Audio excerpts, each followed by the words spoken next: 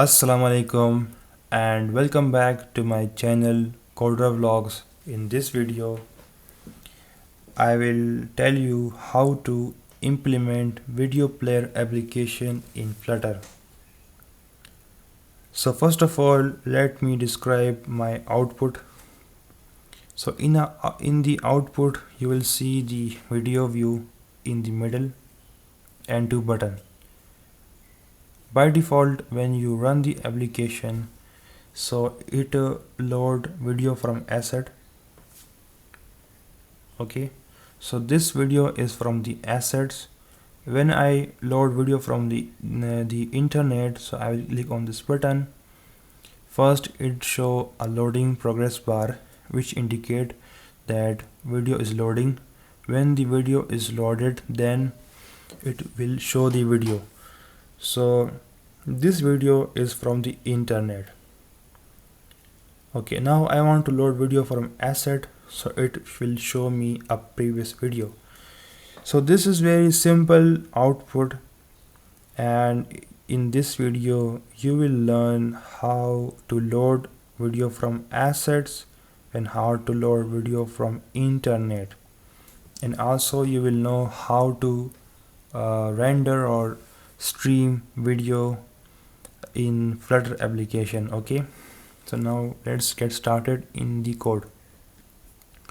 First of all, you will go to the pubspec.yaml file, then you will go to the dependency, then you will add two packages.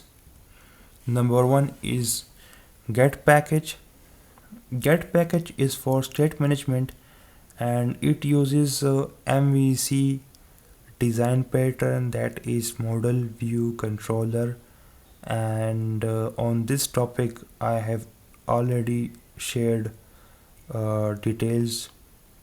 For that you can check my previous video. Okay, number two is Apino video player. Apino video player is a ready-made solution for video player in Flutter. So you don't need to write code from scratch. Use this ready-made solution, and this package documentation link will be in my description. If you want to customize this application more, you want to add more features, then you have to study the documentation. You will find the link in description. Also, I will add my website link where you can get all my code and you will understand my code. Okay, the first step is to add these two packages. Then number two is to enable the asset access. By default, the asset folder is not enabled to be readable by Flutter application. By default it is commented like this. Then you will remove the comment line and you will control S to save the changes. So then Flutter will automatically detect the changes and update your project, and with this step your project is now able to read asset folder. Asset folder you will manually create over here, as I have created over here. In this folder you can add images file, video file and other files, and these files can be used in your Flutter application. Any type of application you want to develop, so you can locally access any file, so you can use this option, the assets option. Okay, so in assets I have one video called simulation. Okay, now when you create the empty project, so by default Flutter create some boiler code of counter application. So you will remove all that code and create these four folders. Number one is controller, number two is model, number 3 is service, and number 4 is view. So all these folder has its own purpose, and code is divided and organized in proper way. So I will not going in detail of these because I have already covered in previous video. First, let's check the model folder. In a model, we have one class, video model. It simply contains one attribute, that is video URL in string format. This will contain data of video path of video in a string format. Okay, nothing else. We need path of video, and model contain that one attribute. That's it. Now service. I have told before, service folder will contain helper or utility classes. So it contains one helper class called video helper. It contains two methods, and two methods give helper data. It gives a data of video path from the asset, and data of video path from the internet. You can see that from internet it is giving a link to the video. So these data will be used in a controller. So now let's open the controller folder. Controller is the main part of this video, and it contains very important data for video player application. First of all, in video player, let me cover this line, state. So state is basically int type data, int. Okay, but it is a special type of data. It is observable by a user interface, the UI. Okay, it will be only 0 or 1. Like I have done some settings in below here. By first its value is 0, then when everything is done, then its value is 1. So by in the settings, its value will be 0 or 1.